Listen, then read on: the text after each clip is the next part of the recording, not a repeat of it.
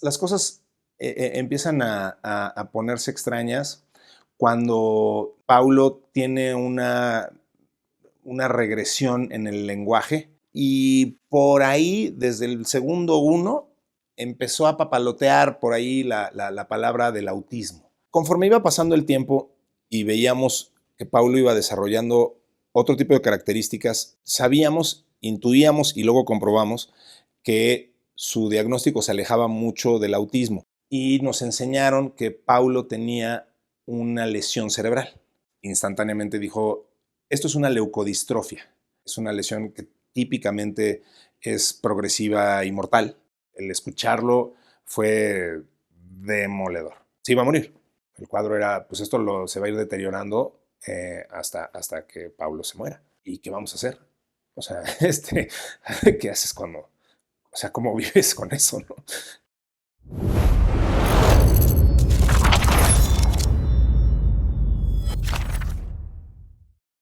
Ok, ¿me regalas por favor tu nombre, edad y a qué te dedicas? Claro, soy Ricardo Maza Peinbert, tengo 45 años y me dedico a la publicidad, a la mercadotecnia, específicamente dedicado a la tecnología, pero en general desarrollo campañas, hago contenidos, ese tipo de cosas.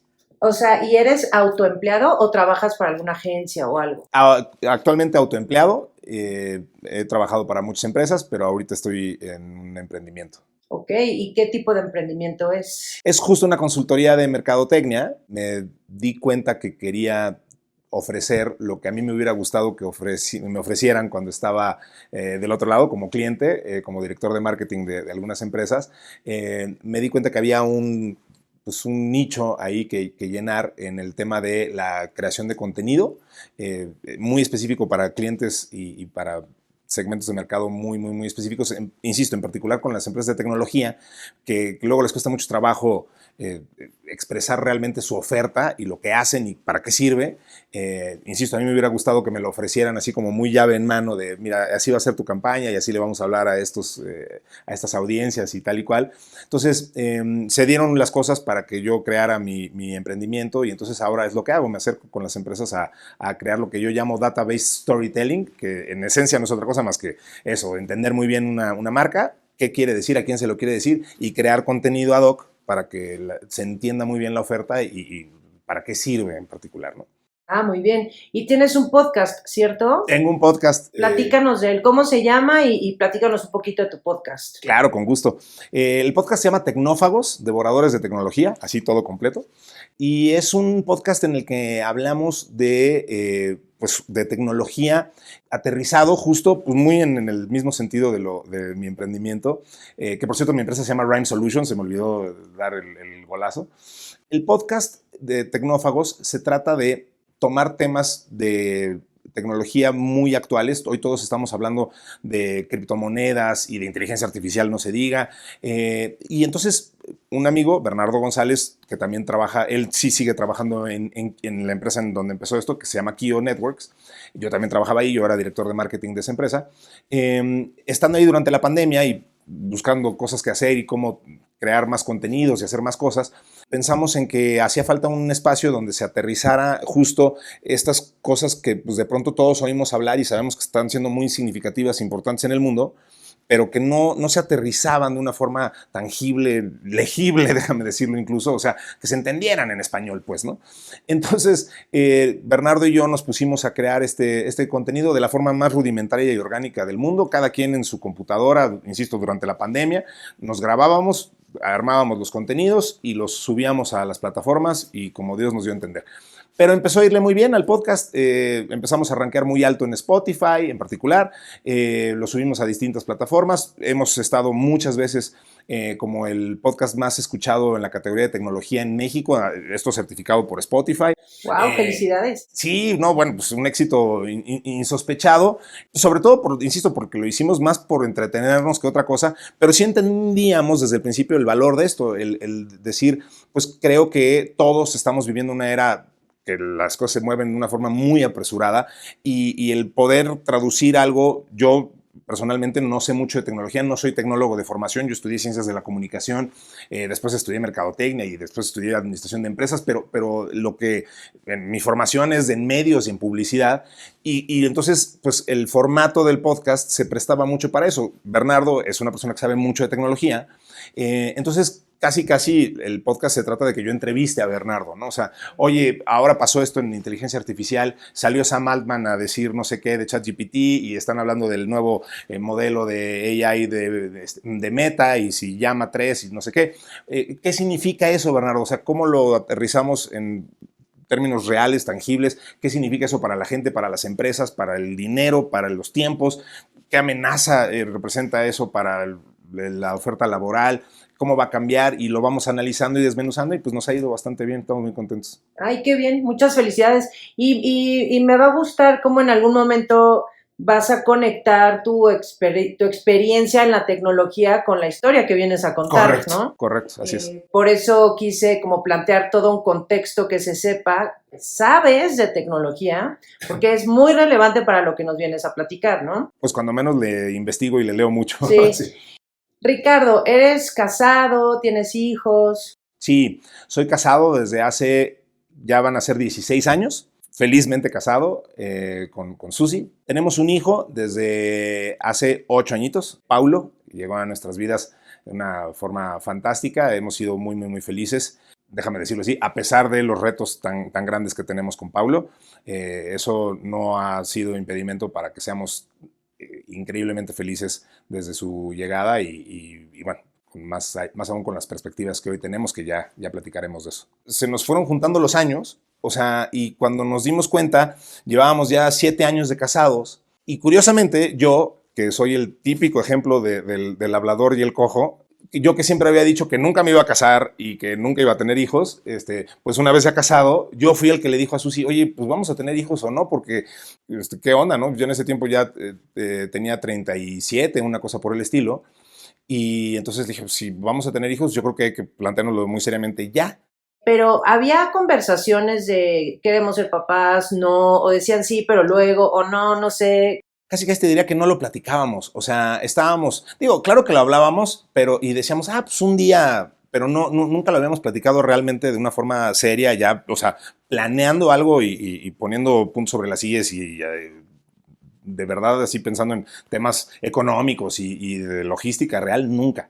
O sea, lo comentábamos y soñábamos con ello y hacíamos alguna que otra broma, pero realmente no lo habíamos tomado en serio.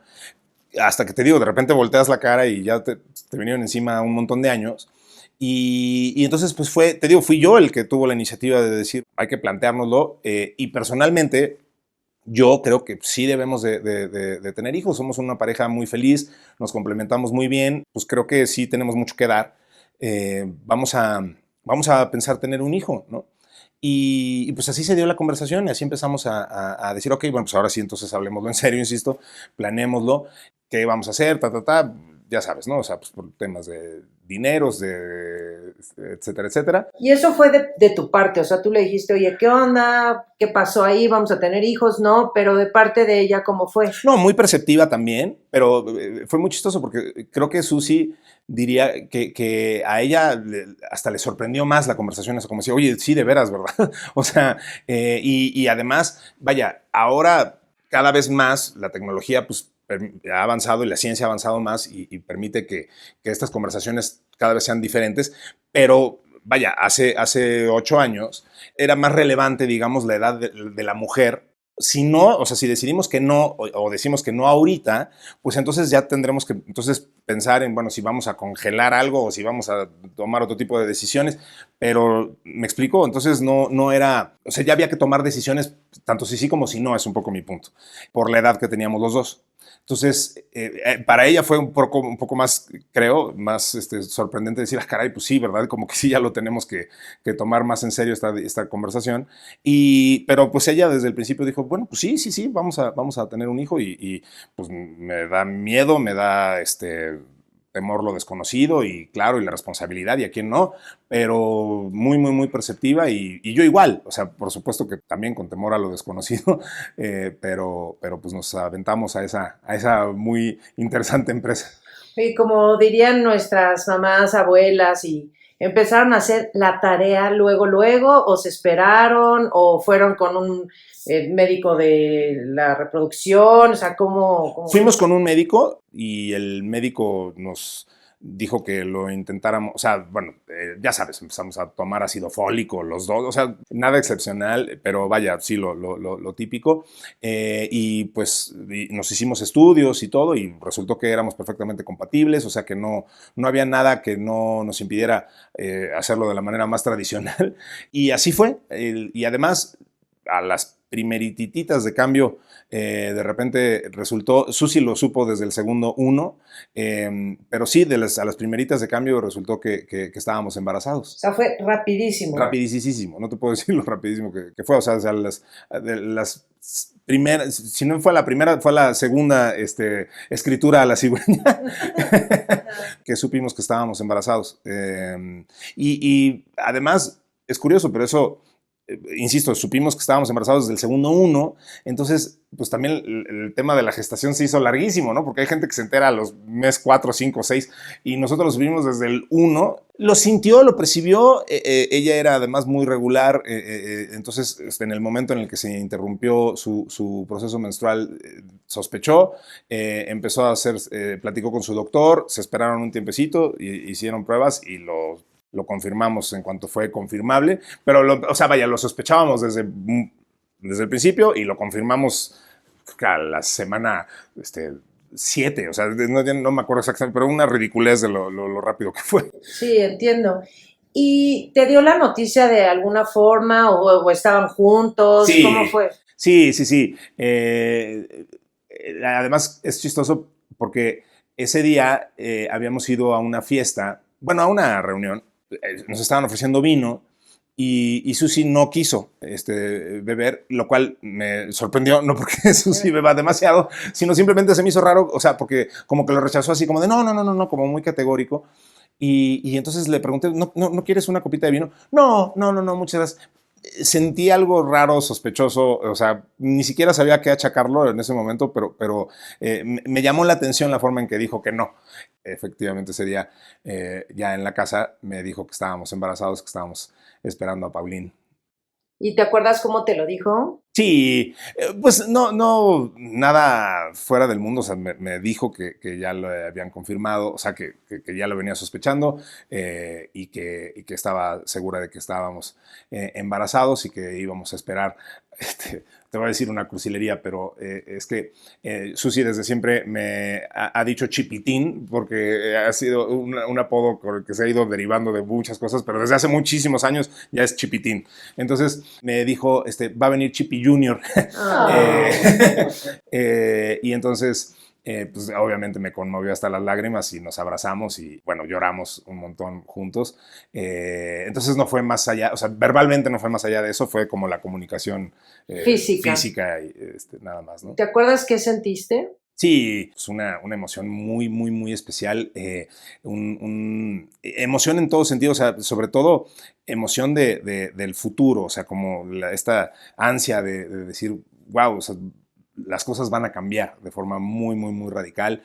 No sé ni cómo, no futureo, no suelo crear así como escenarios locos en mi mente, como de cómo van a ser las cosas pasado mañana ni más adelante. Entonces, como que más bien decía, no sé qué va a pasar, pero sé que las cosas ya van a ser muy diferentes a partir de ahora. Esa sensación de saber que todo lo que ha sido hasta ahorita ya no va a ser como era y que todo va a tener un cambio ultra radical, eso era la sensación que más recuerdo.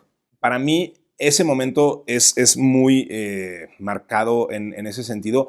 Te diría que no es el más, y es lo más cliché del mundo, pero yo tuve una sensación muchísimo más fuerte y que te podría describir mucho más que, cuando nació Paulo. O sea, ahí sí tengo muy claro, yo lo describo y ustedes van a poder relacionarse mucho con esto, lo describo en términos cinematográficos, porque así lo viví.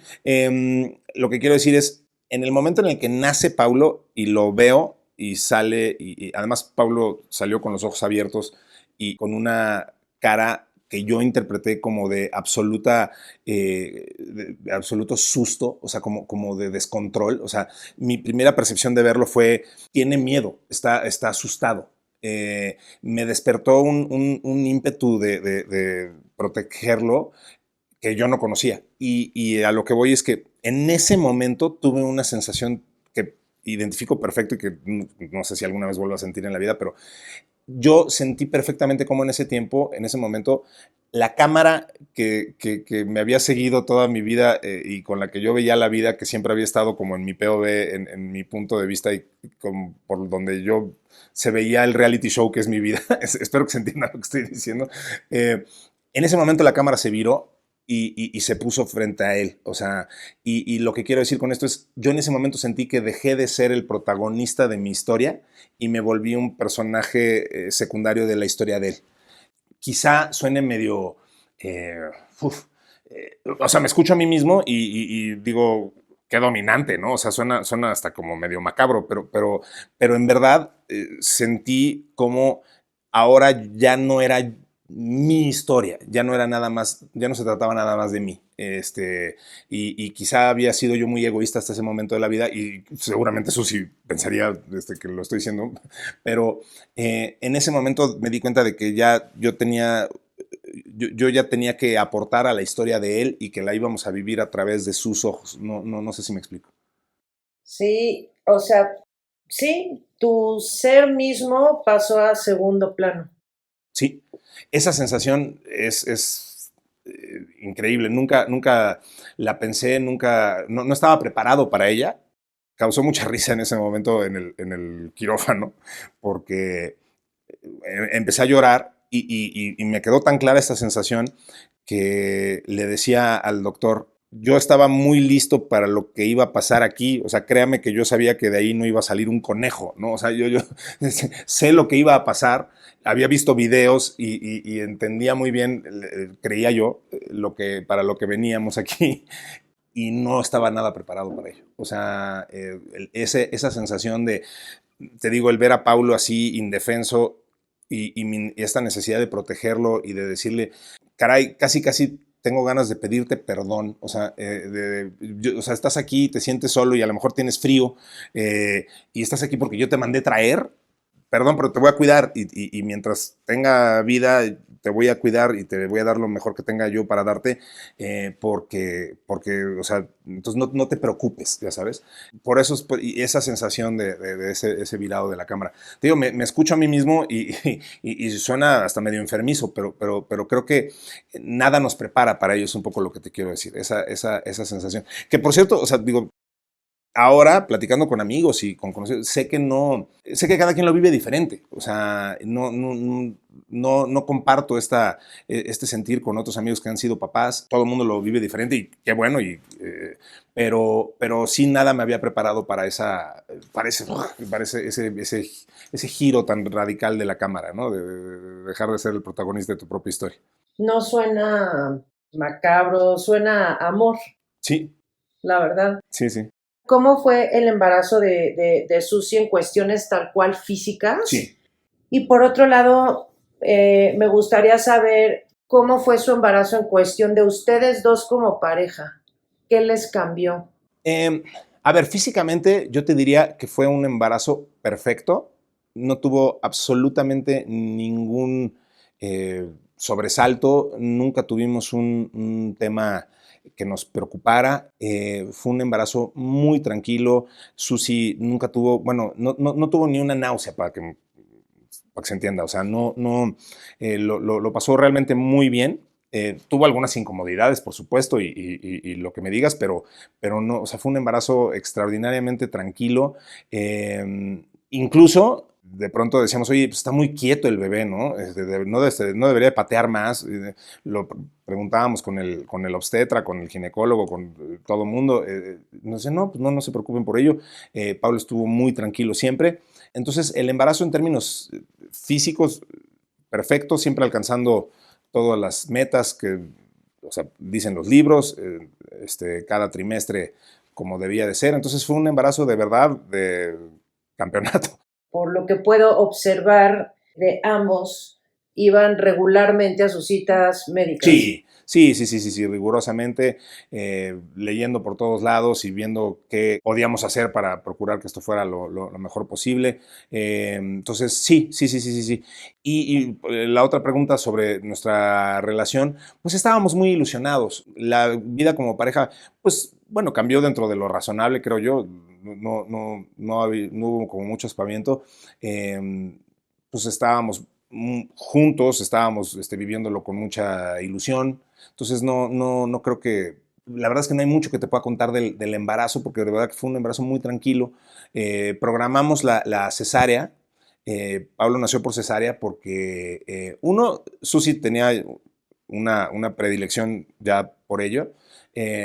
No quería que fuera un parto natural, pero en lo que lo discutíamos, ya no, ni siquiera fue un tema de discusión, porque al mero final Pablo se enredó con el cordón. Entonces dije, mira, ni lo cuestionen, o sea, tiene que nacer por cesárea, entonces ya no es un tema de ética, Paren ¿no? de discutir, el niño nace por Se cesárea. acabó. Oye, te hago una pregunta, Ricardo. Sí.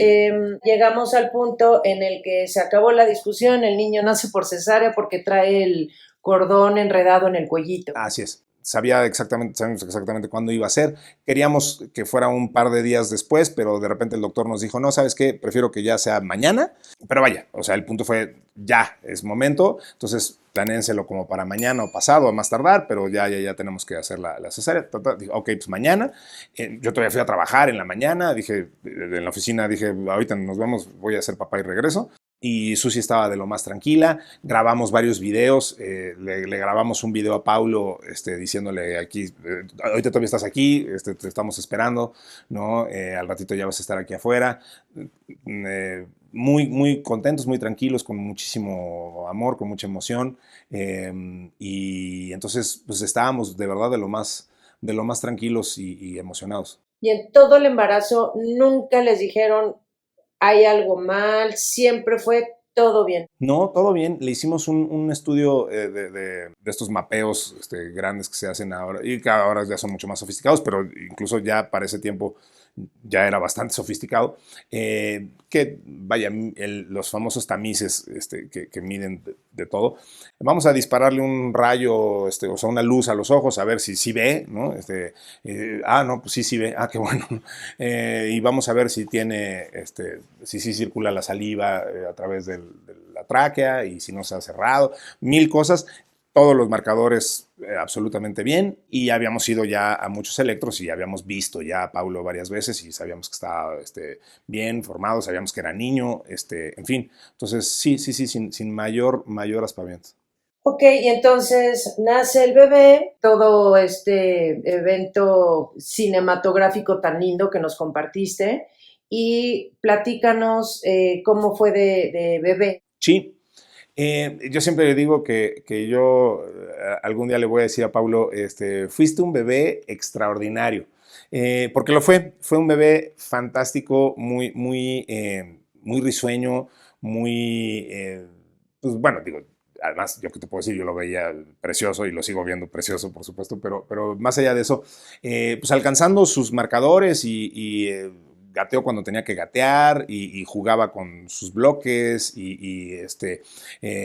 o sea, como que fue un bebé muy, pues, no sé ni siquiera cómo definirlo, porque fue como mucho sin sobresaltos. O sea, como que lo más que nos llegó a pasar en alguna ocasión es que, a pesar de que habíamos blindado la casa a prueba de cualquier tipo de peligros, un día se nos empezó a ahogar con una tapita de pluma o alguna cosa así que creemos, ni siquiera nunca supe qué fue, pero ese es el susto más grande que llegamos a tener en algún momento, que Pablo de repente se quedó parado así, y me di cuenta que, pues, era raro, porque él siempre estaba deambulando por todos lados, y me di cuenta que algo raro estaba pasando, y le dije, Pablo, ¿qué tienes? Y cuando me di cuenta, vi que no estaba respirando. Entonces lo cargué, y afortunadamente poquito antes habíamos tomado un curso de resucitación y de primeros auxilios.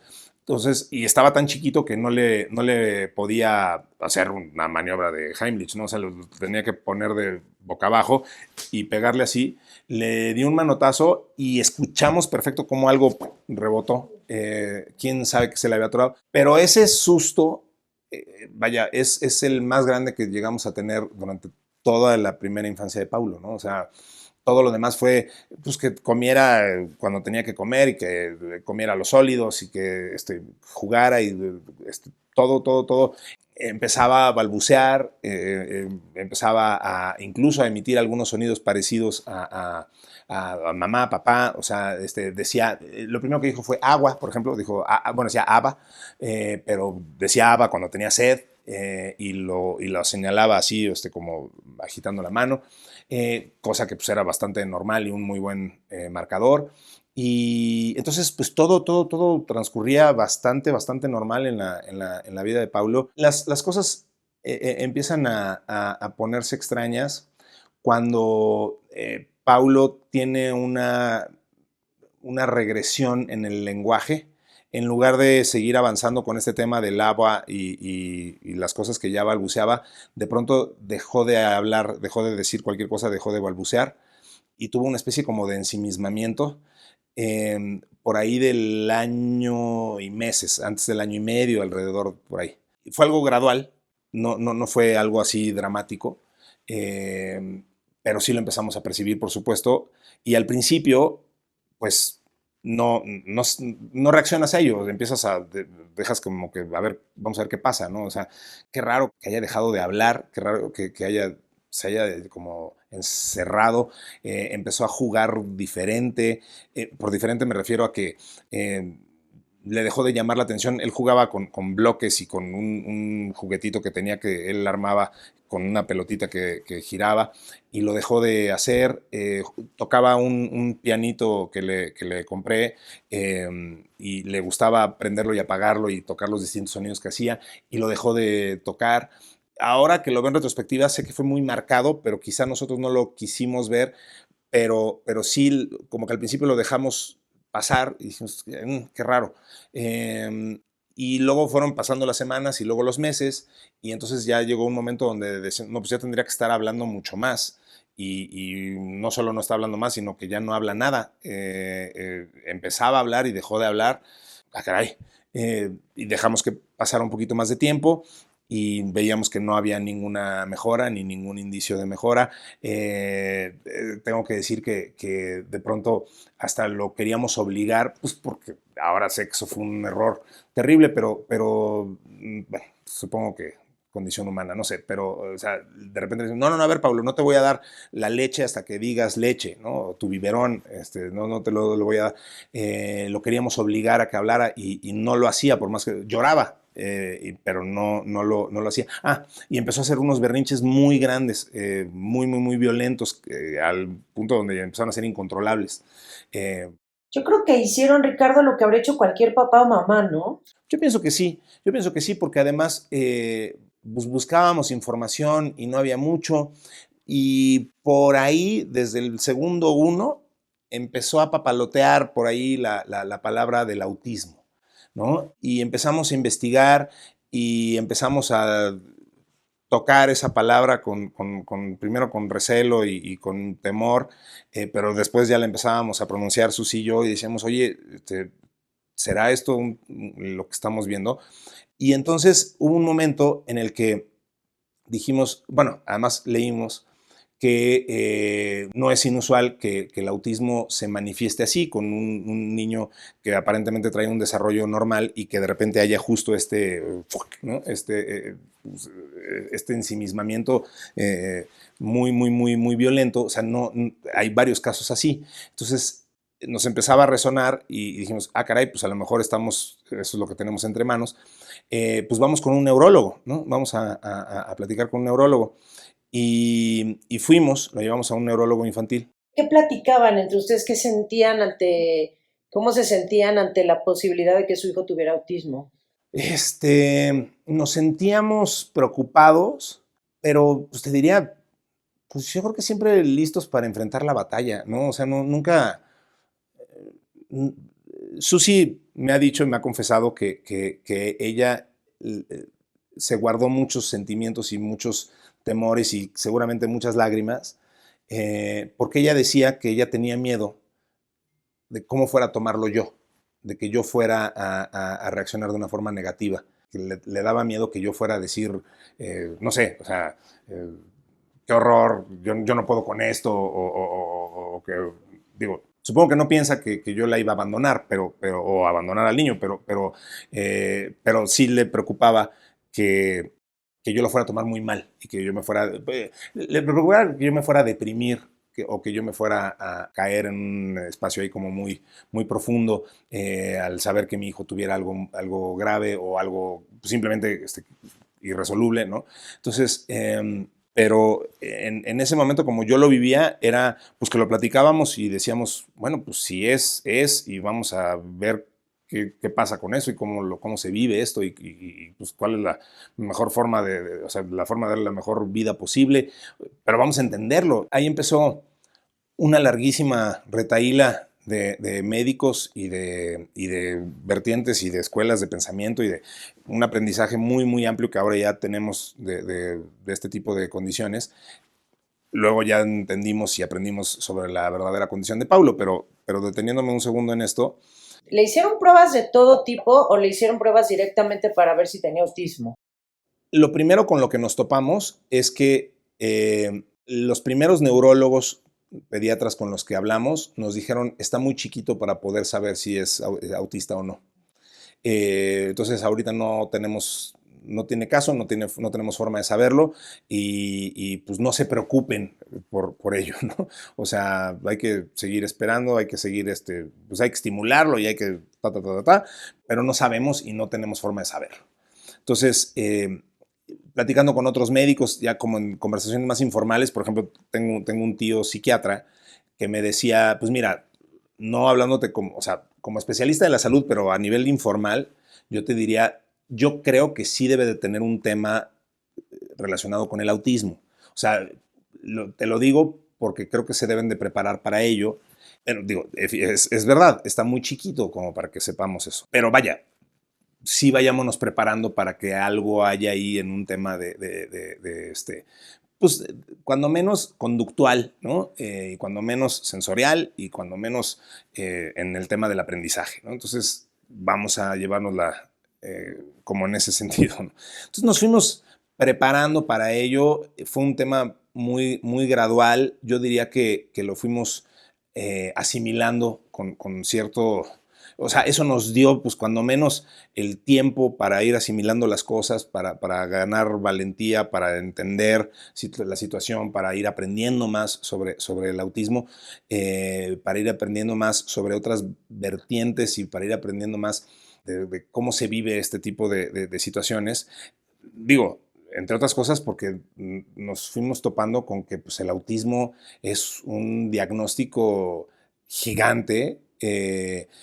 Lo primero que la gente te dice cuando les dices, les hablas de autismo, todo mundo, médicos y no médicos, lo primero que te dicen es que es un espectro muy amplio. Decir que es un espectro, ahora lo que sabemos es que es una forma elegante de decir, pues casi que se lo ponemos a lo que sea, ¿no? O sea, no estoy denostando el conocimiento científico ni mucho menos. Lo que quiero decir con esto es que hoy le decimos autismo a casi a cosas que no tienen ninguna relación una con otra. O sea, tenemos dos condiciones y eso lo hemos visto y lo hemos estudiado y digo, gente que sí sea capacitada para esto lo diría con muchos mejores términos que yo, pero lo que quiero decir es que dos personas, una persona con las condiciones parecidas a las que tiene Paulo y una persona con condiciones radicalmente diferentes, los dos caerían dentro del espectro del autismo y sus condiciones son tan diferentes y con tan diferentes diagnósticos y con tan diferentes prognosis y con tan que en realidad no tendría caso que les dijera que tienen lo mismo en nada, ¿no? Pero entonces caen dentro de este espectro. Entonces ya se volvió un poco un término que atrapa todo. O sea, hay quienes dicen, y cuando digo quienes, me refiero a comunidades científicas respetables, que dicen que todos tenemos un componente autista, ¿no? En alguna medida. Entonces, pues si todos somos autistas, pues entonces nadie es autista, ¿no? O sea, a lo que voy es, sé muy bien y estoy convencido que en el futuro cercano ya no hablaremos del autismo. El conocimiento científico se va a ir especializando tanto que entenderemos ya muchas más cosas, muchas más causas y muchas más vertientes de esto, suficientes como para decir, es que antes le decían autismo a esto, pero esto no era autismo, esto es una cosa, esto es otra cosa, y conforme le vayamos entendiendo más a este tipo de trastornos y desórdenes, podremos ir sabiendo que lo que hoy le decimos autismo, como de atrapa todo, insisto, pues en realidad son cosas bien diferentes. El típico ejemplo del caso del síndrome de Asperger, que resulta que cualquier persona que tiene un pensamiento elaborado y sofisticado y el estilo Rainman, y que pueden hacer cálculos muy sofisticados en la mente, también los metemos en la misma categoría del autismo que una persona que es totalmente disfuncional socialmente y tal. Entonces, no hace sentido. Eso se va a ir especializando, y conforme iba pasando el tiempo y veíamos que Paulo iba desarrollando otro tipo de características, sabíamos, intuíamos y luego comprobamos que su diagnóstico se alejaba mucho del autismo. ¿De qué hablo? Paulo es un niño extraordinariamente cariñoso, que tiene un vínculo súper especial conmigo, obviamente con su mamá también, pero vaya, eso no sorprende a nadie, ¿no? Es un niño que tiene un término de afecto muy padre con su mamá, pero de pronto, o sea, el vínculo que tiene conmigo es fantástico, y es muy afectivo. Entonces, platicando con diferentes especialistas, cada vez nos iban reafirmando esto.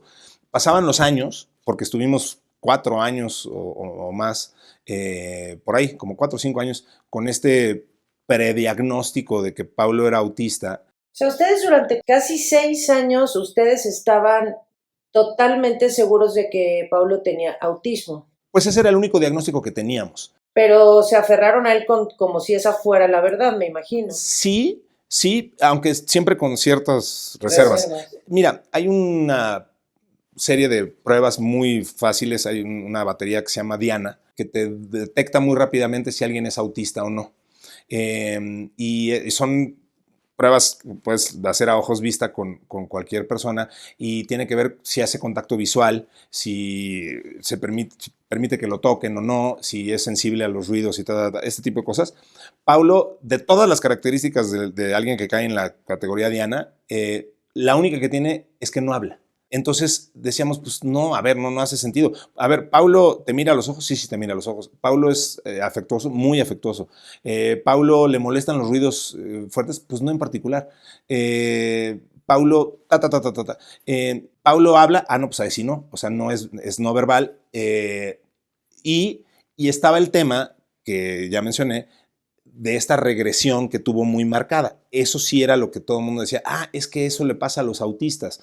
Empiezan muy bien y luego se van muy mal. Ok, pero no es la única condición que puede tener eso, y todo lo demás nos hacía sospechar que no era autismo lo que tenía Paulo. Ojo, a lo mejor sí tiene un componente autistoide, como dirían, ¿no? Pero resulta que eso puede ser mucho más consecuencia de su condición que eso sea lo que lo haya detonado.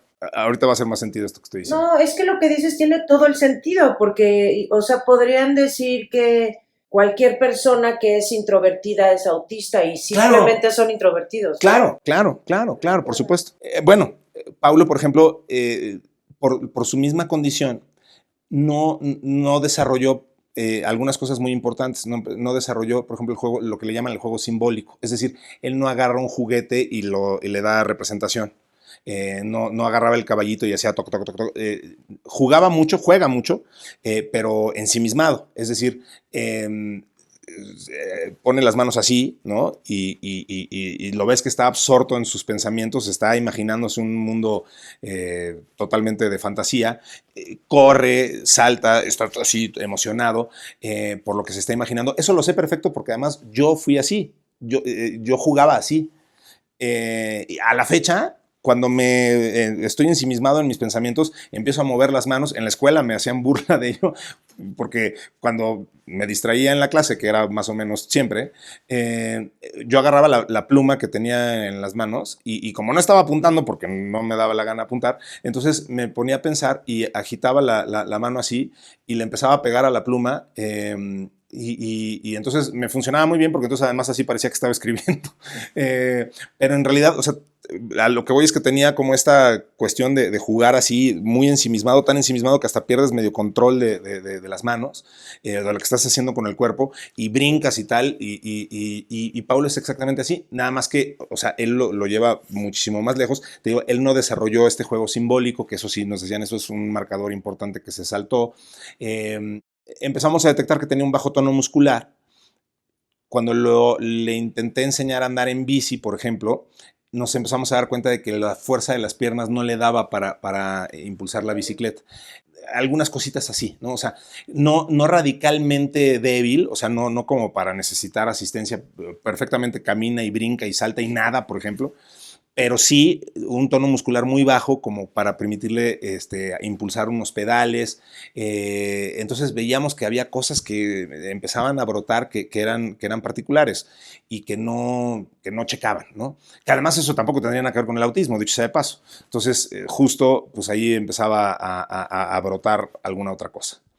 Va pasando el tiempo y, pues bueno, estuvimos mucho tiempo con un neurólogo pediatra que él estaba convencido de que Paulo tenía autismo y que la solución era atacar el problema del lenguaje y que con sus terapias y con su metodología en la que él era el único certificado en México y en Latinoamérica y nos decía que él era la persona más picuda del continente. Desafortunadamente, pues nosotros como papás de un niño que ahora ya sabíamos que era neurodiverso, no sabíamos a qué grado ni de qué, pero desafortunadamente pues caímos en eso y lo único que hicimos fue que nos doraran la píldora durante años.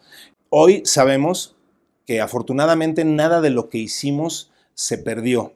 ¿Por qué? Porque lo que nos recomendaban ahí era pues, terapias de lenguaje, terapias con distintos tipos o sea, sí, o sea, daño no le hicieron. Daño no le hizo, nada. Al contrario, todo eso se aprovechó y se sigue aprovechando. Pero es más, sigue haciendo muchas de las cosas que aprendimos. Pero no avanzamos en atacar el verdadero problema porque este médico nunca se preocupó por indagar más allá. Nosotros le preguntamos, oye, ¿no sería importante que le hiciéramos una resonancia magnética y entendiéramos qué está pasando en el cerebro de Paulo? Y siempre nos dijo que no. E incluso yo recuerdo perfectamente cuando Paulo tenía como 4 o 5 años. Sí, como cuando tenía como 5, nos dijo, no, hombre, este niño, haz de cuenta que estábamos en enero, dijo, este niño en junio ya va a hablar. Con mis terapias y mis cuidados y con esto que yo soy el único certificado en Latinoamérica. Entonces, en fin, ahí pues, desafortunadamente desperdiciamos muchísimo tiempo.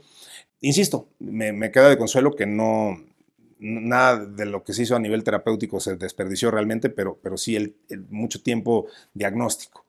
Eventualmente, Susi, que nunca ha parado de buscar alternativas y diferentes médicos y diferentes perspectivas y que verdaderamente ha luchado a brazo partido por su hijo y que nunca ha dejado un minuto de desvivirse por él.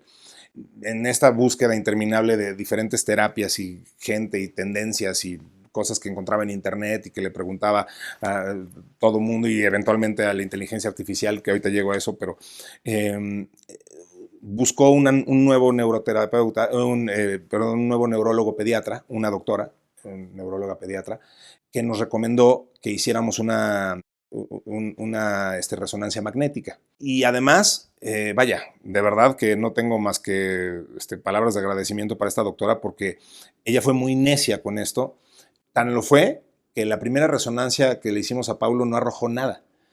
Y fue una resonancia magnética normal, y sin embargo, ella fue la que insistió y dijo, vamos a hacer una más, esto con diferencia de varios meses, pero vaya, con un diferente grado de contraste, porque quiero ver esto realmente a mayor profundidad.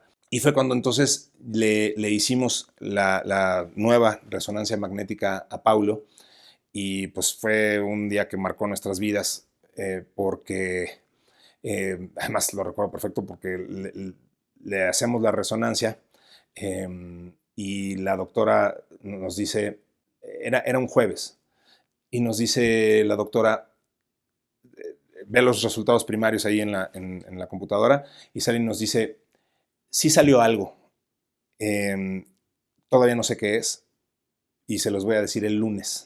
Entonces imagínate que te dicen eso y que lo vas a pasar el fin de semana y este lunes te van a decir que tiene tu hijo en el cerebro. No, bueno, perdimos años de vida sin duda. O sea, no sé cuántos años esté yo programado para vivir, pero ahorita son muchos menos a partir de eso. Y entonces, bueno, llegamos el lunes y nos enseñaron que Paulo tenía una lesión cerebral. No estábamos preparados para eso. Digo, no creo que nadie lo esté, pero vaya, el escucharlo fue demoledor. O sea, y además, pues, tratar de entender los alcances de esto y qué significaba eso y qué tipo de lesión era, porque además no quedaba muy claro el tipo de lesión que era. O sea, la doctora nos dijo, aparentemente es una lesión que se llama leucomalacia, pero no estoy segura. Necesitamos hacer más estudios y necesitamos entender un poco más. Y bueno, pues hay que entender mucho más de esto y ta. De ahí se suceden varias cosas como en simultáneo, pero vaya, para contarlo de la forma más lineal posible, lo que pasa es que nos dan el estudio, lo tenemos en digital, nos dan las imágenes del cerebro de Paulo. Efectivamente, además, bueno, ya cuando es como cuando te toman una radiografía, ¿no? Ya cuando te dicen qué ver, ya lo ves muy claramente. Sí. Antes no, ¿no? Antes ves una cosa perfectamente normal según tú. Y ya cuando te dicen, no, mira, aquí está esta grieta que no debería estar ahí, pues bueno. Cuando vemos el cerebrito de Paulo, vemos que sí hay una especie de, como de rayo que parte, pues justo la zona que le llaman el área de Broca, el área del lenguaje, y que toca otras zonas como la zona del desarrollo, con mucha menos fuerza, pero toca muy decididamente el área del lenguaje, lo cual explica que Paulo no pueda hablar. Toca con menos fuerza la zona de desarrollo, una zona motriz. Entonces, claro, ya cuando lo ves y ves las zonas que toca y ves la cuarteadura que se hace en el cerebro y te lo explican y ves las zonas que está tocando, lo empiezas a hilar. Era como... No creo en los horóscopos, pero era como ver el horóscopo. O sea, claro, así soy. Pues así es Paulo. Entendías perfectamente. Claro, pues muy marcado el impedimento a nivel lenguaje, un poquito menos a nivel motricidad, un poquito menos su desarrollo. Entonces, claro, pues ahí está, es eso. Oye, pero ¿qué tipo de lesión es? Bueno, pues insisto, la doctora decía que era una leucomalacia, pero no estábamos seguros. Si tú googleas leucomalacia, verás que es una lesión muy fea. Mucha gente recordará una película que se llama Un milagro para Lorenzo. En nuestra época. Esa es una leucomalacia. Lo que tiene Lorenzo es una leucomalacia. En esas estábamos cuando nos comparten las imágenes del cerebro de Paulo, entonces pues empezamos a buscar por todos lados opiniones y quién nos pudiera ayudar y quién podía saber más de esto. Y gracias, o sea, a mi familia, esto llega a manos de un neurólogo extraordinario, que es el doctor Camilo, que lo ve y según entiendo, yo no estaba ahí, pero o sea, mi sobrina que trabaja con él, me hizo favor de pasarle esto al doctor Camilo. Él lo vio y aparentemente, instantáneamente dijo, esto es una leucodistrofia. Y pues le contestó así y siguió su camino. O sea, vaya, como que muy decidido es lo que quiero decir. Y entonces, cuando nos dicen eso, me transmiten la información tal cual. Entonces, Susi y yo empezamos a buscar, bueno, ¿qué será una leucodistrofia? Pues casi nos morimos porque una leucodistrofia es una lesión más grave que la leucomalacia. Es una lesión que típicamente es progresiva y mortal. Es degenerativa, para entenderla. Habría que decir, leuco, la parte leuco viene significa blanco en latín y es que la zona blanca del cerebro invade por esta grieta que se hace hay un gen, en este caso el TVB4A, así se llama. Un gen tiene por alguna razón que nadie sabe la instrucción de destruir. Entonces estalla una bombita en el cerebro y crea esta grieta de las que les hablo. Te va a sonar tonta mi analogía, pero quizás así tanto la audiencia como yo lo vamos a entender mejor. O sea, es como si de pronto ese gen fuera un soldado y tiene la orden de tirar una granada. Totalmente. Totalmente. Todos los genes tienen una instrucción, todos sirven para algo y unos sacan un lunar y otros pues provocan este tipo de cosas, ¿no? O sea... Pero su finalidad, o sea, la finalidad misma de este gen es destruir. Es básicamente, siguiendo con tu analogía, es un terrorista suicida que se vuela con un chaleco con dinamita adentro de un camión. O sea, es eso. Y crea una grieta, y esa grieta hace que la sustancia blanca, leuco, invada una zona que debería de estar llena de materia gris. Esa es la parte leuco. La distrofia, como se entenderá el término, pues provoca, hace que entonces el cuerpo empieza a sufrir estas atrofias y los niños que sufren esto, es terrible, típicamente empiezan a perder capacidades, se les empiezan a perder la capacidad de mover los brazos, los ojos generalmente se quedan ciegos, hasta que eventualmente pierden la capacidad de deglutir y típicamente mueren. Entonces, es muy común que los niños que tienen este tipo de lesiones no lleguen a la adolescencia. La lesión tiene un apellido, es hipomielinizante, que como el nombre lo indica, significa que tienes baja producción de mielina. La mielina es déjame decirlo así, el aceite que lubrica las conexiones entre las neuronas. Entonces, cuando tienes baja mielina, significa que tus neuronas no pueden hacer contacto entre sí. Entonces, todos tenemos una reserva de mielina que se puede agotar. Y además, pues, con los años puede ir disminuyendo, pero Paulo produce muy poca mielina. Y tiene muy poca mielina para empezar, pues, ¿no? Entonces, esta lesión es lo que te provoca, que la mielina no pueda hacer tiene muy poca mielina para lubricar las neuronas y que se hagan estas conexiones. Entonces, eso perjudica, pues, obviamente, todos los procesos, o sea, desde lo motriz, lo cognitivo, puede perjudicar, pues, básicamente todo, porque las neuronas no se pueden comunicar entre sí. Insisto, si googleas eso, vas a ver casos horribles, insisto, pues de niños que mueren muy jóvenes, muy chiquitos, pues por este tipo de condición que insisto, normalmente es progresiva y degenerativa. No siempre. Mira, no se sabe mucho. Hay 2 clínicas en todo el mundo que estudien la leucodistrofia. Uno está en Londres y la otra está en Filadelfia. En el Hospital de los Niños de Filadelfia, en el CHOP, el Children's Hospital of Philadelphia, hay una clínica especializada en leucodistrofia a la que acudimos. Y entonces, pues ahí han tratado a Paulo y pues ahí nos han dado las mejores noticias que hemos tenido en los últimos años, porque lo atendieron ahí, lo revisaron, vieron su desarrollo y nos dijeron que si bien Paulo sin duda tiene esa condición, o sea, sí es cierto que lo que nos dijeron era esa definitivamente es su condición. Afortunadamente, la condición de Paulo no está avanzando. O sea, digamos que el gen que tenía esta instrucción, pues hizo su daño y se fue. Y el daño en el cerebrito de Pauline está hecho, y la parte del lenguaje que se dañó y todos estos que les mencionaba, pues están lesionados y son cables quemados y que no se van a recuperar. O sea, eso ya no va a servir.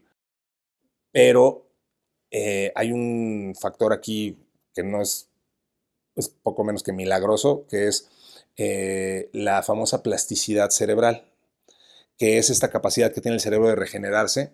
Y pues todos hemos escuchado de estos casos de la gente que le quitan la mitad del cerebro y aún así recupera ciertas facultades y que, bueno, es esa plasticidad cerebral, la capacidad que tiene el cerebro de transportar una parte que estaba programada o que típicamente tenemos alojada en algún lugar para otro, pues está haciendo su magia.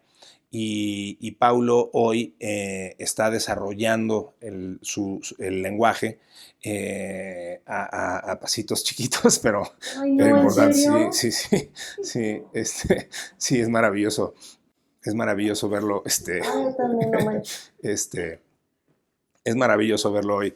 eh, Verlo cómo ha estado haciendo un gran esfuerzo, porque le cuesta mucho trabajo, pues pobrecito, claro, no, o sea, el lenguaje no le viene de forma natural, tiene que hacerlo literalmente jalando el lenguaje de una zona del cerebro que no está diseñada para eso. Pero ahí va, y hoy que tiene 8 añitos, pues todavía es definitivamente preverbal, pero ha hecho enormes avances y con la ayuda de otras terapias, que insisto que Susi nunca ha parado de buscar otras soluciones. En esos andares se encontró una clínica que se llama CATIC, en donde le han dado una salida también muy interesante a Pablo, que es comunicarse a través de una tablet. Y eso ha sido muy importante, no solo porque le ha abierto posibilidades. Hoy Paulo es muy simpático y es maravilloso ver cómo llega y te dice con su tablet, quiero nuggets y quiero cositas así. Quiero ir al cine, por ejemplo, el otro día nos dijo. Eh, no solo es importante por eso, sino que nos ha permitido ir viendo lo extraordinariamente amplio que es su entendimiento. O sea, Paulo entiende perfectamente el lenguaje y entonces hoy se le pueden decir instrucciones y frases y ideas cada vez más complejas y es muy claro que Paulo las entiende perfectamente. O sea, hoy Paulo le podemos decir, ve por tus zapatos azules y sube y entiende dónde están los zapatos y los trae y trae los zapatos azules y no los rojos. O sea, oye, Paulo, ve a ayudar a mamá. O sea, cosas incluso hasta más abstractas, como no nada más ve por el objeto, sino, ¿sabes? O sea, o cierra la puerta. O sea, como que instrucciones así, pero cada vez más abstractas. Y lo vemos decididamente haciendo avances extraordinarios, ¿no? Entonces estamos felices de haber podido hacer eso, de ver esos avances. Pero para eso, pues tuvimos que pasar una época de un duelo terrible que, que, que no se curó y que no tuvo salida hasta que fuimos a Filadelfia. Eh, O sea, ustedes pensaban que su hijo... Se iba a morir. Sí. O sea, lo digo con todas sus letras. Este, o sea, sí. Cuando se nos confirmó que Pablo tenía leucodistrofia hipomielinizante, pues el cuadro era ese, ¿no? El cuadro era, pues esto se va a ir deteriorando hasta que Pablo se muera. ¿Y qué vamos a hacer? O sea, ¿qué haces cuando, o sea, cómo vives con eso, no? Este, entonces, sí, caray, perdón. Eh, hijo. Sí, sí, afortunadamente eh, nos pudimos reponer de eso y pudimos platicar con una genetista que es extraordinariamente buena aquí en México, porque también lo tengo que decir, o sea, hemos tenido, así como estuvimos muchos años con un médico que, pues, la verdad es que, insisto, perdimos muchísimo el tiempo. Hemos tenido la fortuna de encontrar médicos extraordinarios y la neuróloga de Pablo, insisto, no estaríamos hablando de esto si no hubiera sido por su necedad. Y de ahí irnos con una genetista que ha sido extraordinariamente buena, la doctora Ispuru. Es una extraordinaria genetista que además ha sido muy humana y muy comprensiva, pero vaya, más allá de que nos apapache, pues que siempre es muy bienvenido, sobre todo en un médico que luego pueden ser muy fríos, pero más allá de eso, con un conocimiento extraordinario y al frente del conocimiento médico de último momento y lo más novedoso, lo domina fantásticamente. Entonces, nos ha guiado muy bien por el tema de Paulo. Ella fue la que entre la neuróloga y ella nos fueron guiando, diciéndonos, no, a ver, no hay razones para pensar que Paulo esté deteriorándose. A ver, le hicieron varios estudios y la doctora, la genetista, perdón, nos dijo, a ver, Paulo tiene estas condiciones, pero está en hay dos cosas que sabemos. Una es que esta es una condición de novo, es decir, no proviene ni de Susi ni de ti, o sea, no lo heredó de sus genes, tuvo mala suerte en la lotería genética, lo cual es relevante porque eso también nos da un norte o sea, de cómo atenderlo, no es nada más por limpiar culpas, ¿no? Sino es significativo porque, bueno, eso es importante para el mapa genético de Paulo. Y dos, también nos hizo entender que esto estaba en una categoría que le llaman categoría 6, que básicamente es decir, no, o sea, no está progresando y no sabemos así si vaya a progresar algún día o no, pero no tenemos ningún motivo para pensar que vaya a progresar. No sé si me explico. Entonces, hay una categoría 1 en donde dicen esto es decididamente nocivo y está avanzando, y de ahí van suavizando hasta una 6 en donde es desconocido y pues no sabemos cómo se vaya a comportar en el futuro porque nadie tiene una bola de cristal, pero no hay razones para creer que esto vaya a progresar negativamente. Y de ahí es cuando nos fuimos a Filadelfia, al CHOP. Y ahí, pues trabajando con puros especialistas en leucodistrofia, pues es cuando te digo que ahí nos cambió la vida y por fin volvimos a respirar con tranquilidad cuando a Paulo lo revisan. Además, tengo que decir que siempre todos los papás menospreciamos a nuestros hijos. Todos, nuestros hijos siempre saben mucho más de lo que creemos, siempre hacen más de lo que creemos, saben más de lo que creemos y tendemos no sé, quizás sea condición humana, siempre hay una parte de nosotros que no cree que son tan picudos y tan fregones como lo son. Y en nuestro caso no fue la excepción porque nos pusieron a hacer una serie de pruebas físicas, psicológicas, de mil cosas, pero yo, para mis adentros, tengo que reconocer que cada vez que nos ponían una prueba nueva, yo decía, esto Pablo no lo va a poder hacer, porque nunca lo ha hecho y me sorprendió tan agradablemente y fue tan especial ver a mi niño cuando le decía la terapeuta o la doctora en turno de las mil cosas que lo pusieron a hacer, Pablo, ¿puedes caminar para atrás?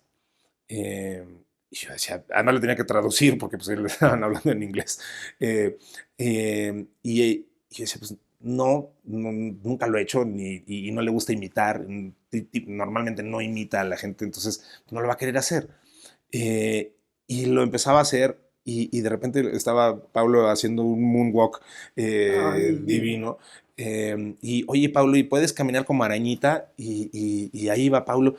Estábamos, Susi y yo, tan sorprendidos. Decíamos, o sea, que aprendimos mucho a no menospreciarlo. Oye, Pablo puede hacer muchísimas más cosas o sea, lo estamos hasta limitando en este tema de amarlo y cuidarlo. A lo mejor lo estamos perjudicando porque no lo estamos impulsando tanto como deberíamos, porque evidentemente puede hacer muchísimas más cosas y aquí nos lo está demostrando.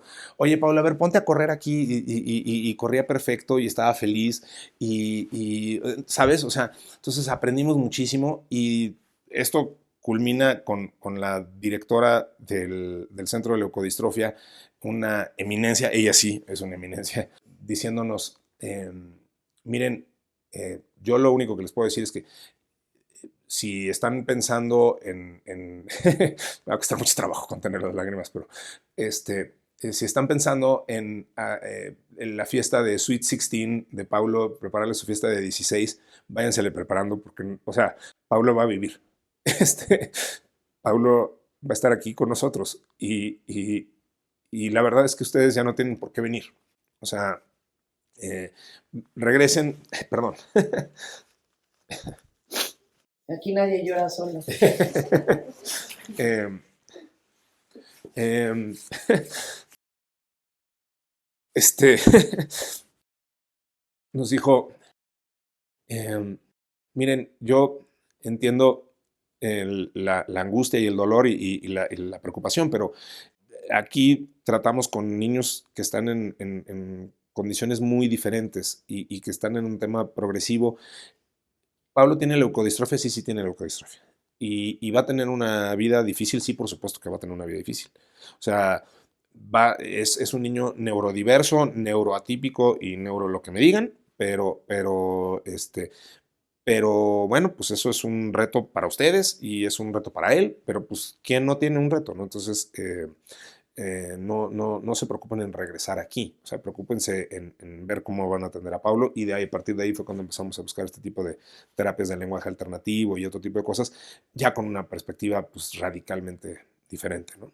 A partir de ahí, o sea, Susi y yo tuvimos un momento más para pensar qué iba a ser del futuro y qué íbamos a hacer y cómo, o sea, cuando regresamos a la normalidad, o sea, una vez que ya pudimos aterrizar esto y saber que Paulo iba a estar ahí con nosotros y sabiendo que íbamos a tener pues una vida especial con él y que él va a tener una vida particular, eh, nos empezamos a cuestionar, bueno, ¿qué vamos a hacer al respecto? Y una de las decisiones que tomamos es no tener más hijos, porque vemos hoy que todo lo que hacemos por Paulo sirve y suma. Y, y entonces yo le decía a Susi, pues mira, no sé si estoy siendo egoísta o qué, pero a ver, si yo viera que Paulo ya topó y que esta va a ser su realidad y que hasta ahí llegó y que lo que sea, pues lidiaríamos con eso igual. O sea, vaya, pues es lo que hay, ¿no? Pero Pero no es así. O sea, Paulo está haciendo progresos y cada vez habla más y cada vez alcanza más cosas y cada vez entiende más y lo vemos cómo se ha sofisticado su pensamiento. Y resulta que cada cosa que hace le funciona. O sea, lo llevamos hoy 200 veces por natación a la semana y le funciona y ha ganado tono muscular y nada cada vez mejor y además entiende más del tema de estar ahí en la alberca y lo llevamos a terapia de lenguaje y funciona y está expresándose a través del iPad.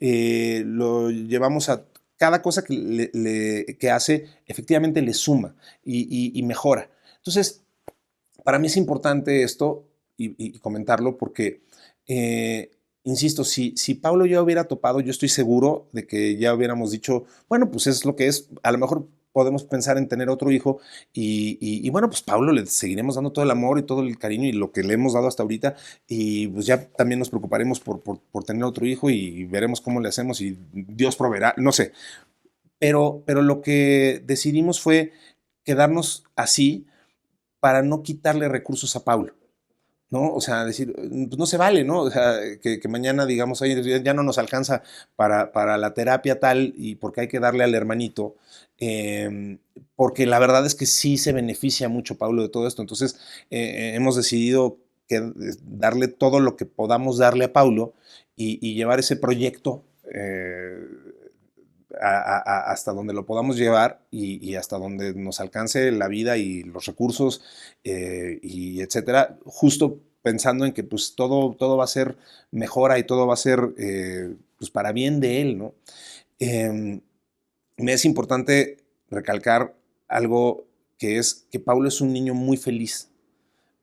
Paulo es un niño ya dije que es muy amoroso, pero además de ser muy amoroso, es un niño extraordinariamente feliz, apapachado y apapachador, y que le gusta, nos cuesta mucho trabajo sacarlo de la casa porque él de pronto no le entiende. O sea, él dice, pero si estamos perfectamente a gusto aquí, su lenguaje no verbal, justo, dice eso, ¿no? O sea, estamos muy a gusto aquí, estoy viendo YouTube con mi papá y viendo mis videos de Masha y el oso, ¿por qué diablos quieren que me vaya a nadar bueno, nadar sí le gusta, pero que lo llevemos, ahora a mi mamá se le ocurrió que me van a estimular ahora viendo no sé qué diablos, y a la mamá siempre se le están ocurriendo cosas y nunca para, insisto, de buscar nuevas cosas y nuevas formas de estimularlo y de que descubra el mundo y tal.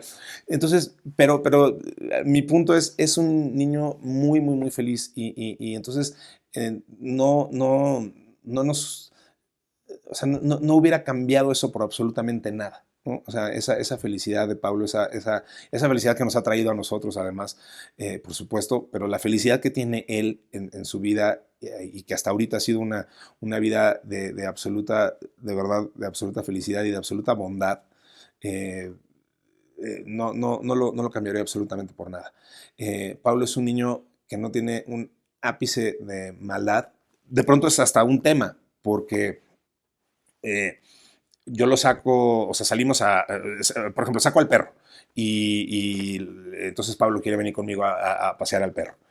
Y entonces vamos al parque y entonces en el parque Paulo se acerca de forma muy inocente a otros perros que de pronto yo lo tengo que detener porque no sabemos si el perro puede ser peligroso o no. Pero en la mente de Paulo no existe, o sea, la noción de que alguien lo pueda lastimar, ¿me explicó? O sea, no hay maldad en su ser porque nunca la ha vivido, porque, pues bueno, ha tenido esta época como de mucho ensimismamiento y luego cuando sale de ese ensimismamiento, como está empezando a salir, pues es este entorno de puro amor y de pura gente que lo apapacha y que lo quiere. Entonces, hasta hemos tenido que ser cuidadosos de decir, bueno, pues sí se tiene que empezar a exponer al mundo. El próximo año Pablo cumple 9 años y va a entrar a la primaria. Va a entrar a una primaria tradicional, una escuela, yo decía una escuela normal y luego me regañaron porque me dijeron no hay escuelas anormales, señor. Entonces ahora ya aprendí a decir que es una escuela tradicional. Va con una sombra, que ya también sé que es otro término que ya no se usa, con un monitor. Bueno, es una escuela inclusiva, incluyente, pero vaya, o sea, va con compañeritos, o sea, de todo tipo, pues, y me parece importante porque, o sea, pues justo se está exponiendo ya a un mundo, A la maldad, a la que maldad. nunca ha conocido. Sí, sí, sí, sí, sí, sí.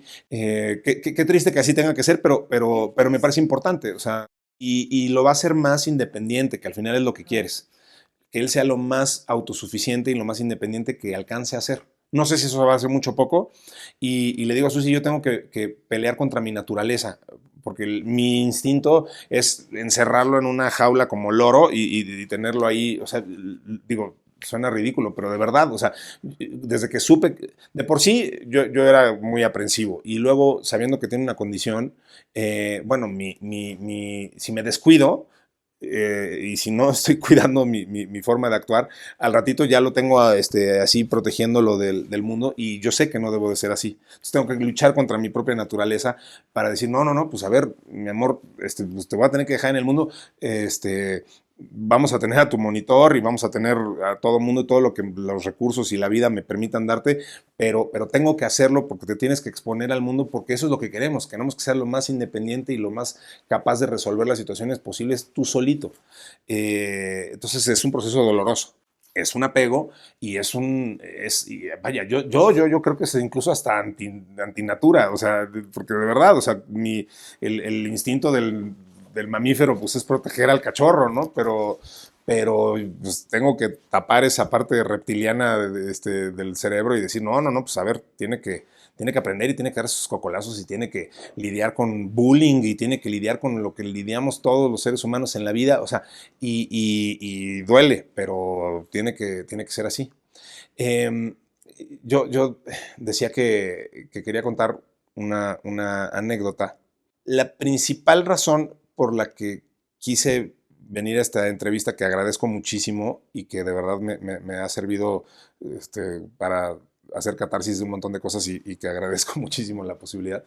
Eh, la principal razón por la que quise venir aquí es porque hace un tiempo, Susi tiene una amiga, se hizo amiga de una persona, una mujer, en redes sociales, que tiene un hijo más o menos contemporáneo de Paulo, un poquito mayor, y empezó a exhibir unas características y condiciones muy parecidas a la situación de Paulo. Entonces empezaron a intercambiar información y platicaban muy seguido de esto y vivieron juntas, digamos, esta situación en la que tanto ella como Susi pensaban que sus hijos eran autistas. Y un día, cuando nos dan el diagnóstico de Paulo y lo empezamos a asimilar y vivimos todo esto que ya les platiqué, Susi le comparte esta información a su amiga y le dice, oye, se me hace súper importante que le hagas un estudio parecido a tu hijo, porque pues es muy probable que tú también estés viviendo con un diagnóstico equivocado. Y lo que pasó es que esta mujer le dejó de contestar los mensajes a Susi. ¿Cómo? ¿Por qué? Y se negó a seguir la conversación y se dejaron de hablar. Platicando esto con la genetista, nos decía, no me sorprende para nada. No tienen ni idea de la cantidad de gente con la que he visto una circunstancia parecida, que les acercamos información y les decimos, oye, es muy probable que tu hijo, pues dice lo que les dije a ustedes, yo veo que tu hijo no es autista. No estoy diciendo que sea algo mejor, es muy probable que sea algo peor. Entonces, pero esto no es autismo por lo mismo que te dije, Pablo, porque ve a los ojos, porque apapacha, porque o lo que me digas y mandes, pero yo no veo, yo creo que esto no es autismo y los papás dicen, usted no sabe de lo que está hablando, claro que mi hijo es autista y con permiso y ahí nos vemos. Y no vuelven a venir.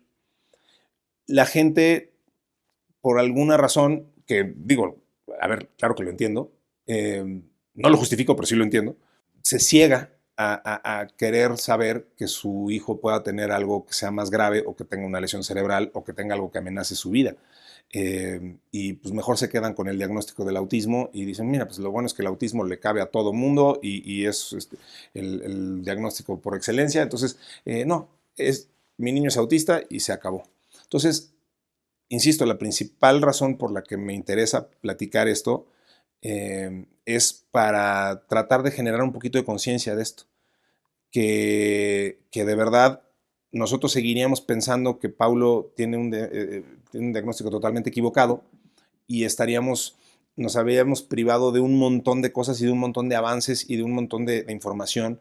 No, y de realmente ayudarlo, ¿no? Y de realmente ayudar a nuestro hijo, si no hubiera sido porque pues, sí tuvimos esa, pues déjame llamarlo valentía, de decir, oye, pues no, igual nos estamos enfrentando a otra cosa y un especialista de la salud nos lo está diciendo, pues claro que hay que entenderlo y si es algo grave, pues lo tenemos que saber. Entonces, creo que es súper importante eso, creo que es muy importante el decir, hay una enorme cantidad de niños que están mal diagnosticados y creo que es muy importante que crear esa conciencia y esa cultura de decir, pues vamos a perderle el miedo, ¿no? O sea, a lo que puedan tener nuestros hijos. Y a una segunda, tercera o cuarta opinión, ¿no? Mira, vivimos en una época de que estamos en una época donde están convergiendo la tecnología, la inteligencia artificial con la biotécnica, con la biotecnología. Hoy, respecto específicamente a la leucodistrofia y el problema que tiene Paulo, se están empezando a hablar ya de soluciones que antes eran totalmente impensables. O sea, el diagnóstico de leucodistrofia pues era, vaya, imposible de darle la vuelta. Digo, Paulo ha tenido la gran fortuna de tener tras de sí un ejército de especialistas y de gente que, insisto, por la búsqueda incansable de Susi de respuestas, pues hemos podido acercarlo a diferentes especialistas. Mi trabajo y el trabajo de Susi nos ha permitido poder pagar terapias que son muy caras y que son muy difíciles de encontrar incluso. O sea, el mismo tema de la leucodistrofia, pues te digo, en México no se estudia. No se estudia en casi ningún lugar del mundo. Ya decía yo que solamente hay 2 centros de estudio en todo el mundo, ¿no?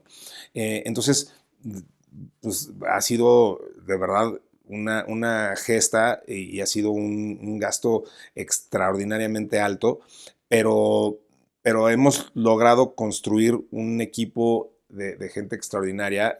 Paulo hoy tiene una terapeuta, Ivette Soloma, que lo ve prácticamente diario y que ella es la que primero detectó, justo por su experiencia con autismo, y que ella sí sabe mucho de autismo y que se ha dado cuenta de las características que tienen muchos niños autistas, fue la primera que dijo, no, a ver, aquí debe de haber algo diferente, y fue la primera que nos encauzó ahí con la neuróloga, que ya la mencioné muchas veces y que nunca dije su nombre. Se llama Norma Trejo y es una extraordinaria neuróloga.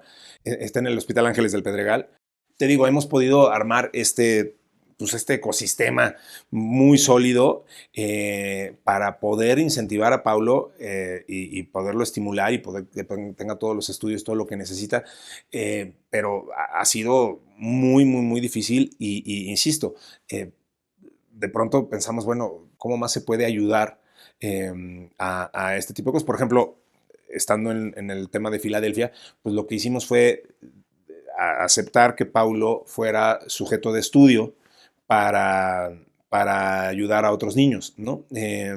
Y pues justo que se entienda más de esto, ¿no? Entonces, a pesar de que pues ya te puedes imaginar con el tema sensorial que tiene Paulo, lo difícil que es sacarle sangre, sacarle muchos y muchos tubitos de sangre, porque se tenía que sacar varios para sus diferentes estudios, y hacerle electroencefalogramas y que periódicamente lo estén revisando y todo esto, pues es un tema muy complicado con Paulín, pero lo hacemos porque vale mucho la pena, porque queremos que al menos contribuir a que la ciencia avance lo más que se pueda con esto, porque no hay muchas bases de datos, porque no hay mucha información. Y que llegue también a la salud, al sistema de salud pública en México, ¿no? Exactamente. O sea, porque entiendo que ustedes tienen la suerte, el privilegio de poder pagar ese tipo salud de... privada. Ajá, la salud privada, y sobre todo especialistas de tal envergadura, ¿no? Pero sí, para la gente que desafortunadamente no puede, pues es un tema que se debería de tocar ya en el sistema de salud público mexicano, ¿no? Sí, sí, hoy cuando ves que a nivel genético, por ejemplo, ya se están empezando a desarrollar medicamentos que atacan el RNA, y que entonces, bueno, se pegan al RNA y le pueden cambiar las instrucciones a tus genes para revertir posibles problemas como los que tiene Paulo, y que se están empezando a hacer pruebas. Bueno, claro, es una maravilla que estemos hablando de eso, y que con inteligencia artificial se puedan hacer este tipo de cosas y de estudios. Pues es una maravilla, pero esto sigue siendo terriblemente caro. A Paulo le hicieron un exoma genético, estudiando todos, o sea, bueno, estudiando sus genes. Nos decía la genetista, antes pues, conocíamos algo a nivel súper primario, y sabíamos lo que pasaba con los pares de cromosomas, y pues sabíamos que si tenías uno de más en tal lado tenías el síndrome de Down, y si tienes uno menos aquí tienes no sé qué. Eso era el nivel hasta donde llegábamos. Ella hace una analogía muy interesante, dice, eso era como ver el sistema del metro, en donde nada más ves los trenes y pues bueno, lo conoces a ese nivel. Hoy un estudio genético al nivel que se hacen equivale a saber dónde está cada pasajero y dónde se subió, dónde transbordó, cómo interactúan cada uno con cada cosa. Entonces pudimos conocer a mucha profundidad pues, todos los genes de Paulo, y saber exactamente dónde estaba el problema, cómo había ocurrido el tema de nuevo en su mosaico, cómo ocurrió. Le pudimos hacer un estudio a Paulo que me acabo de hacer yo también, respecto a cómo funciona y cómo reacciona mi sistema y mi metabolismo con diferentes tipos de medicamentos, que también es una maravilla, y que es extraordinario poder contar con ese tipo de herramientas. Hoy, por ejemplo, sabemos que Paulo, vaya, esto te arroja cosas tan elementales como si reacciona mejor al ibuprofeno que al paracetamol a la hora de bajarle la temperatura, o si le debes de dar cierto tipo de calmantes o cuáles no, pero cosas tan importantes que antes no sabíamos, como que Paulo reacciona de una forma terrible a un medicamento anestésico que se llama Propofol, que puede ser la diferencia entre la vida y la muerte, porque si tú le dices al anestesiólogo, si algún día lo tenemos que anestesiar, oye, no, pues él no le pongas o ponle la menor cantidad posible porque reacciona muy mal a ello, pues puede ser la diferencia entre que reaccione o no de la anestesia, cosa que supimos una vez cuando tuvimos que operar de las muelas, y Pablo no despertaba de la anestesia. Y ahora sabemos que estuvo cerca de morir. Porque pues esto no lo sabíamos y el anestesiólogo llegaba y nos decía, oye, ¿siempre duerme tan profundo? Imagínate el anestesiólogo preguntándote que por qué no despierta a tu hijo. Entonces, bueno, pues ahora sabemos que sí estuvo en peligro porque tenía esta reacción muy violenta al propofol, pues en ese momento no lo sabíamos. Qué importante saber eso y tenerlo escrito en una medallita o en un brazalete por si te llega a pasar algo. Paulo no ha tenido necesidad de usar anticoagulantes y esperamos que no sea la necesidad en mucho tiempo, pero reaccionaría muy mal a ellos, ahora ya lo sabemos. Este tipo de perfiles son fantásticos, los hacen con inteligencia artificial, con una serie de cruces que antes un humano nunca hubiera podido hacer, pero pues una computadora lo hace en nanosegundos. Entonces es bien interesante poder tener esa información y pues poder tener la mayor cantidad de herramientas posibles para nuestro hijo, ¿no? Y conforme se van haciendo más estos estudios, pues más van bajando los costos y más se van haciendo más accesibles. Hoy estos estudios de perfiles farmacogenéticos cuestan como 10,000 pesos, pues lo que te quiero decir. O sea, que no es ningún regalo, pero no tampoco está tan lejano y hace poquito costaban 200,000 pesos. Entonces, me refiero a que sí se está cumpliendo esta curva de que, pues bueno, la tecnología hace que las cosas se abaraten. Entonces, eso nos da esperanza pues, para tratamientos, insisto, genéticos y de otro tipo de soluciones para Pauline, ¿no? Si un día Paulo ve esta entrevista, ojalá un día la vea y sepa, porque ya lo sabe, ¿no? Cuánto lo aman sus papás, pero si un día la llega a ver, ¿qué te gustaría decirle? Que fue un bebé fantástico y que no, eso lo digo de broma por lo que te contaba hace rato. No, a ver, ¿qué me gustaría decirle a Paulo? Me gustaría decirle que lo amamos muchísimo, que fue el niño más programado, esperado, pedido que ha habido en la historia de la humanidad y que la vida nos premió con un niño extraordinario, lleno de amor, lleno de bondad, lleno de luz, que nos ha enseñado a amar más de lo que llamábamos, que nos ha enseñado a vivir la vida de una forma extraordinaria, que me ha hecho divertirme de formas que jamás creí que fueran posibles, que me ha hecho vivir la vida de una forma con una intensidad increíble, porque cada cosa que se hace con Paulo se vive a un nivel de intensidad brutal, ¿no? O sea, ha sido cierto para lo malo, porque ahorita me centré quizás en pues, todas las cosas preocupantes y malas que nos ha reventado la vida, pero así ha sido también para lo bueno y sin duda lo bueno le gana por mucho a lo malo, ¿no?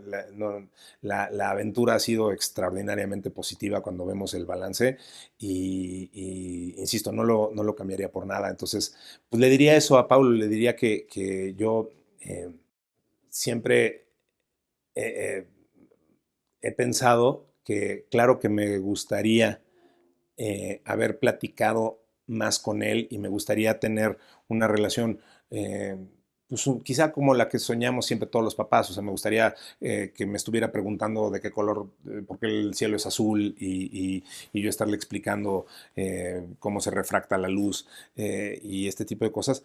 Pero lo que sí tengo con él es tan poderoso y es tan, vale tanto y lo vivo tan intensamente. Cada pequeño avance es tan valioso y tan precioso que de verdad que no lo cambiaría por nada. Es vivir la vida de una forma extraordinariamente plena. Entonces, pues lo único que le diría es gracias. Gracias, Pablo, por todo lo que has hecho por nosotros.